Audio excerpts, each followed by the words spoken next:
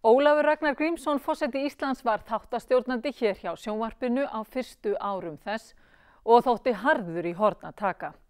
Við skulum nú rifja upp nokkur brot úr umræðu þætti sem hann stjórnaði árið 1970, en þar tekur Ólafur Ragnar bankastjóra allra helstu bankalandsins á teppið.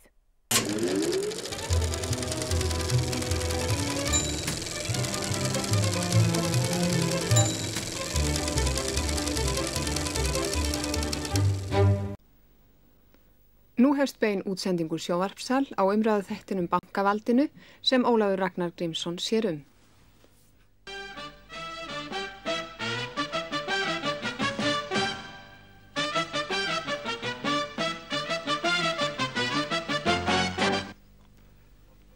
Það er stundum sagt að íslenskar lánastofnanir séu orðnar svo margar að það sé útilokað að fjárfesting landsmanna geti orðið heilstift. Auk Seðlabankans eru 3 ríkisbankar, 3 aðrir bankar, 10 sparisjóða og auk þess eru að minnsta kosti 20 stórir sjálfstæðir fjárfestingarsjóðir. Jóhannes Nordal, getur slíkt kolkrabbakerfi sem virðist vera hér í íslenskum lánastofnunum nokkur tíma leitt til þess að fjárfesting landsmanna sé arðvænleg eða heillavænleg í efnahagsuppbyggingu landsins? Ég veit nú ekki hvernig maður á að svara spurningu eins og þessari í stuttu máli. Hvernig stendur á því að almenningi er neitað meir en 30–40.000 króna lán á meðan einstakir menn virðast hafa færibandinn í bankana allt til 2–3 milljónir, Pétur? Ég get ekki svarað þessu, ég þekki ekki slíkt færiband. Skeður það til dæmis ofta að bankarnir eru að lána fyrirtækjum sem rekin eru með stór tapið og vita að geta aldrei borgað þessi lán? Þórhallur? Nei, það held ég ekki. En nú heyra samt sem áður sögur ganga oft mann á millum fyrirtæki sem fara á hausinn og bankinn situr eftir með tapið. Ef við víkjum þá aftur að þessu atriði sem við ætluðum að fara að sjá, það er að segja þá kvikmynd sem við tókum af nokkrum bankabyggingum í miðbænum í Reykjavík. Það er þó vert að geta þess að þetta er aðeins lítið brot af þeim miklu og glæsilegu byggingum sem bankar á Íslandi hafa yfir að ráða.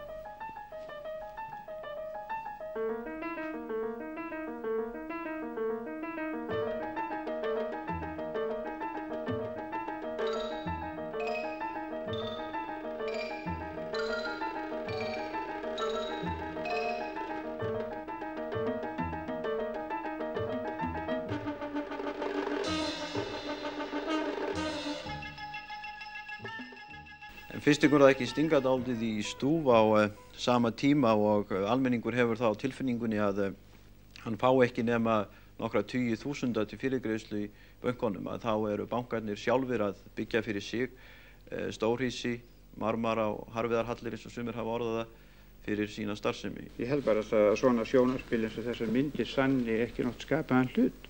Var nokkuð ég segja sem ég ætlaði að segja. Já, gjörðu svo vel. Mér finnst að sýna myndir af húsum, hvernig ósköpun eiga menn að meta það hvaða starfsemi fer það fram, hvort þessi hús eru nauðsynleg eða ekki. Þessi umræða og kveðja til útibússtjórana og bankastjórana sem starfandi eru í stjórnmálum verða því miður tímans vegna að vera síðustu orð okkar hér í kvöld. Ég þakka ykkur kærlega fyrir komuna, fróðlegt spjall, merkilegar upplýsingar og vona að þið sem heima sitjið hafi haft jafn mikið gagn og gaman að þessum umræðum eins og ég. Góða nótt.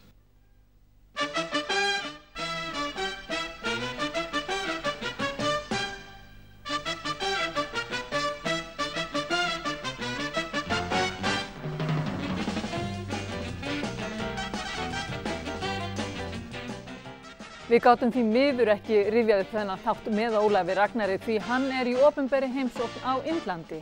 En hver veit nema hann verði þáttagerðarmaður í sjónvarpi á ný eftir að kjörtímabilinu lýkur.